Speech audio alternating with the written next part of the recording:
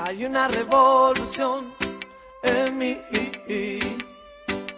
hay una revolución en ti, viene de vos. A unos 56 kilómetros al noroeste de la ciudad de Villahermosa, Tabasco, se localiza la ciudad prehispánica de Comalcalco. Sus constructores y habitantes fueron mayas chontales, entre los años 800 a.C. y 850 de nuestra era. Fue fundada el 27 de octubre de 1827. Es la tercera ciudad en importancia académica, política y la tercera con mayor población urbana del estado. Cuenta con una importante actividad económica y agrícola, derivada de la producción del cacao y petróleo. Su nombre proviene del náhuatl Comali Callicó, que significa Casa de los Comales.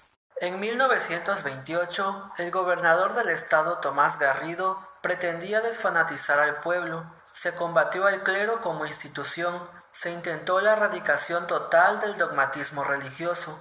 Los templos fueron derribados, los sacerdotes expulsados, las imágenes incineradas, los hogares allanados por jóvenes garridistas. Las fiestas religiosas fueron sustituidas por ferias regionales. Se cambió el nombre de rancherías, pueblos, villas y ciudades que llevaban nombres religiosos y todos los escritos que hicieran referencia a Dios.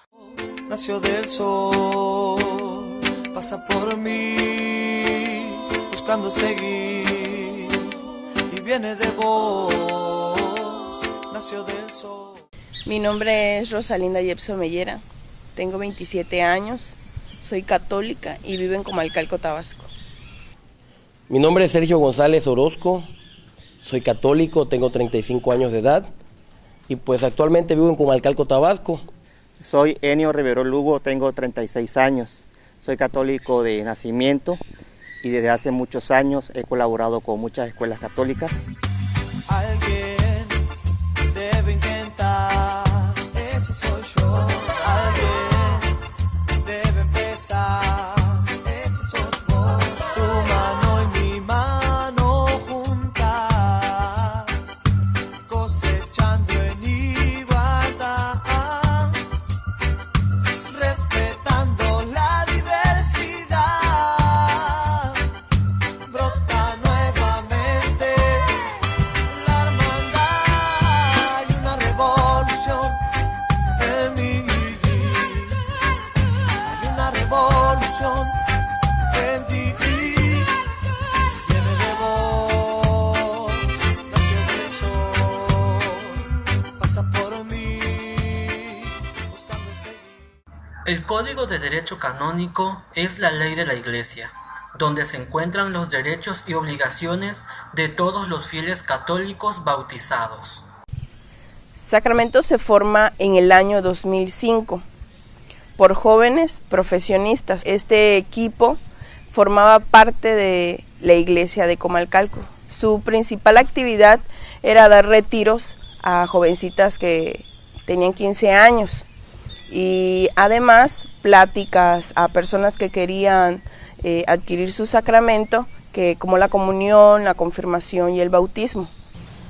El grupo SOS nació en el año de 1995, cuando aquí en el municipio se dieron una serie de suicidios, principalmente de adolescentes, en donde de los 7 que fallecieron, solamente uno tenía más de 18 años. En el año 2011 teníamos la posibilidad de ir a misionar en Semana Santa, platicando con el padre Miguel Flores Martínez, que es escolapio, con los cuales nos relacionamos a través de los encuentros con Cristo en muchas escuelas. Nos invitó a su misión permanente en Felipe Carrillo Puerto, que es una pequeña comunidad del municipio de Champotón, Campeche. Fue así como nació la idea de formar un grupo aquí, porque aquí, como tal, la parroquia no tenía misiones externas. Entonces decidimos formar un grupo pequeño, pero de muchachos que tuvieran principios, valores y el deseo de ir a servir y de vivir su fe de una manera concreta en ese lugar. Y fue así como nació la misión SOS para Champotón, Campeche.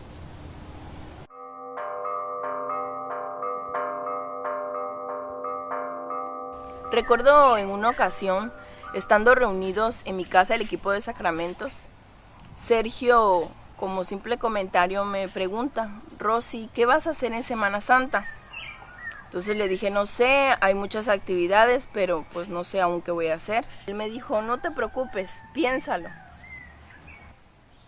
Después, Sergio y Enio llegan a mi casa. Me hacen la invitación formalmente para ir a misionar a Campeche.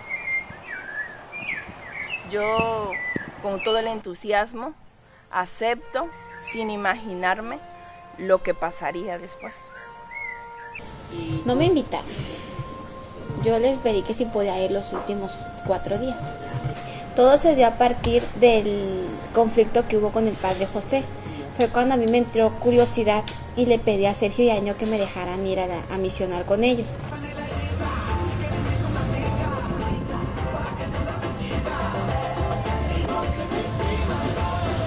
El conflicto inicia a partir de la pega de un cartel. Este cartel obedecía al proceso mismo de preparación. Entonces también la otra razón era porque los muchachos se sintieran motivados, se sintieran ya que pertenecían a un proyecto y ya se vieran públicamente ellos mismos. Se pega en la parroquia, causando esto un alboroto. Al día siguiente había una reunión de la pastoral juvenil en la cual se hace de manera mensual, y el equipo de sacramentos estábamos invitados. Incluso se nos había obligado a ir, prácticamente nos había dicho el padre que no fuéramos a faltar. Vamos a esa reunión.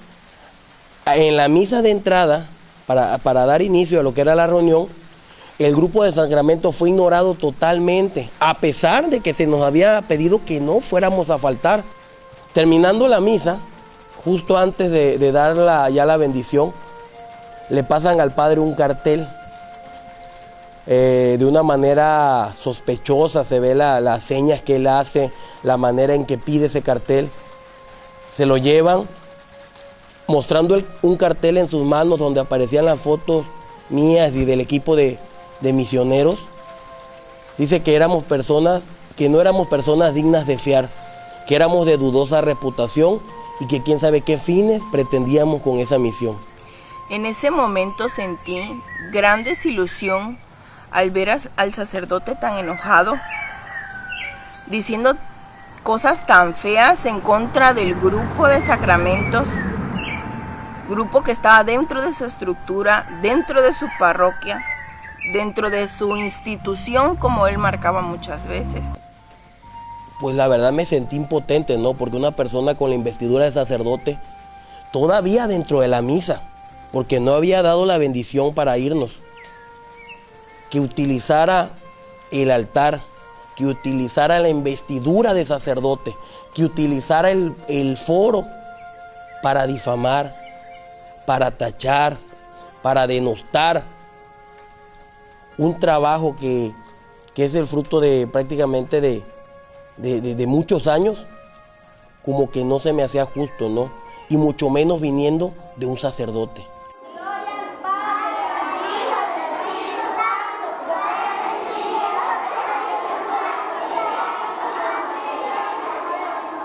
Yo, al enterarme de esta situación, al día siguiente, porque los lunes ellos no trabajan sino hasta el martes, me fui con un documento a llevárselo al padre José y de manera pacífica esperé el momento en el que me pudo atender, y por escrito le solicité que comprobara todo lo que había dicho, ya que habíamos sido agraviados nosotros los adultos porque fue nuestra reputación la que quedó en tela de juicio ante toda la comunidad católica de Comalcalco. En este documento yo le pedía un debate público donde pues comprobara, ¿no?, que nosotros éramos todo lo que se estaba diciendo, que comprobara que estábamos haciendo algo indebido o que no fuera católico o si era un negocio. Y pues yo le daba 3 días para que me contestara por escrito y jamás, después de más de un año, no sé cuánto llevamos ya ahorita, no ha respondido. También de esta situación estaba por enterado el obispo de Tabasco, Gerardo de Jesús, y tampoco respondió, así como el superior provincial de estos sacerdotes, que es el padre Cecilio, y de una manera cobarde, igual que los demás, no contestó ni ha contestado. El Canón 221 dice que compete a los fieles reclamar legítimamente los derechos que tienen en la Iglesia y defenderlos en el fuero eclesiástico competente conforme a la norma del derecho.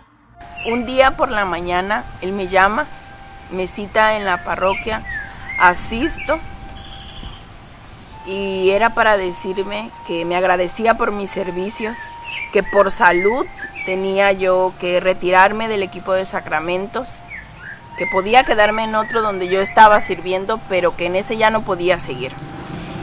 Pero el padre, al ver todo el conflicto que hubo, se dirigió a mí y me dijo que él entendía que si yo no me sentía cómoda con esa situación y que tenía opción de dejar el grupo. Así que sí le agradecí la oportunidad que me daba, entre comillas, de seguir en el grupo y le dije que ya me iba.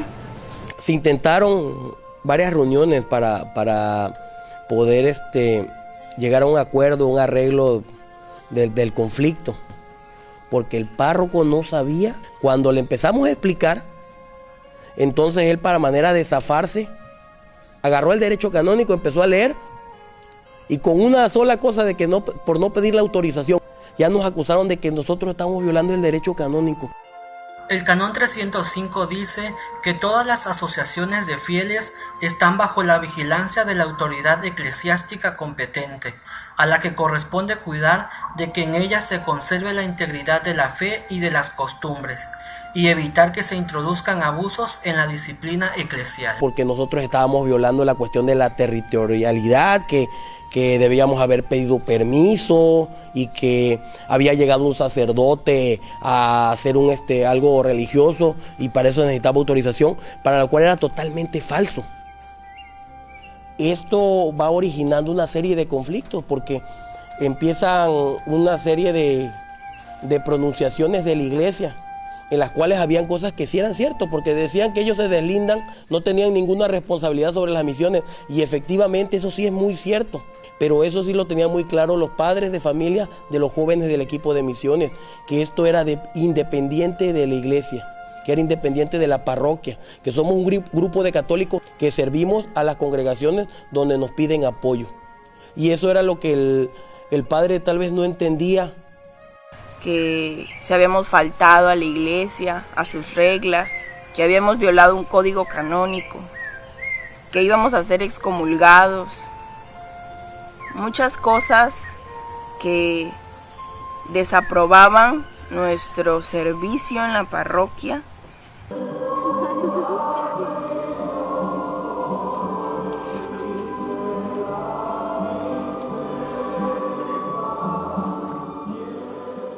Recuerdo mucho que entraba yo o alguno de mis compañeros adultos a misa y se nos quedaban viendo como si fuéramos el peor criminal del mundo, ¿no? Incluso los sacerdotes a la hora de la comunión, porque claro, nunca nos excomulgaron, aunque nos amenazaron con eso, les costaba trabajo darnos la comunión. ¿Y nuestros derechos como católicos dónde quedaron? ¿Dónde están? ¿Será que el derecho canónico se interpreta a conveniencia? ¿Será que el derecho canónico nada más es para algunos y para otros no? En algunas ocasiones he cuestionado a la iglesia de qué criterios usan para administrar la espiritualidad. ¿Qué es lo que perseguía este sacerdote al tomar esa decisión? Actuó como todo menos como un sacerdote. Debemos recordar que un sacerdote es el pastor de las ovejas, ¿no? Es el representante de Cristo aquí, y antes de venir a buscar la guerra debe venir a buscar la paz. Creo que aquí no hay nada que ocultar, está a la vista de todo nuestro trabajo, hay fotografías, videos, está el testimonio de los muchachos, de los mismos adultos, de los papás de todos nosotros. Y pues la reflexión que a mí me deja es que la fe viene de lo que tú crees, y si tu fe es firme, pues nunca nada la va a detener. Y la fe es también servicio, y servicio de amor por los demás.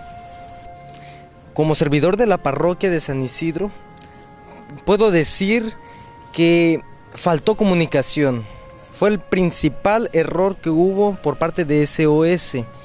Pero viéndolo por parte del grupo SOS, pienso que no es la forma correcta de actuar, sobre todo del que es el pastor de la iglesia, en este caso el sacerdote. Él, antes de haber reaccionado de esa manera, tenía que haber pensado y buscado una solución. El grupo, por su parte, SOS, aprendió a ser un poquito más tolerante, aprendió a ser un poco más unido, aprendió a tener más comunicación, y pues por parte de la parroquia se implementaron nuevas formas para las misiones. Que les digo a los jóvenes que no tengan miedo, que el miedo pues nunca es bueno tenerlo, porque si tenemos fe y somos creyentes y amamos a Dios, y eso es lo que queremos, llevar la palabra de Dios hasta donde el último rinconcito que haya en el mundo, que sigan adelante. El ser humano llega a ser libre cuando reconoce que no hay ninguna cosa sagrada en una sociedad que pretenda imponerle sus criterios. Nada hay sagrado para Dios fuera de la conciencia, la dignidad y la santidad de sus hijos. Debes desmoronar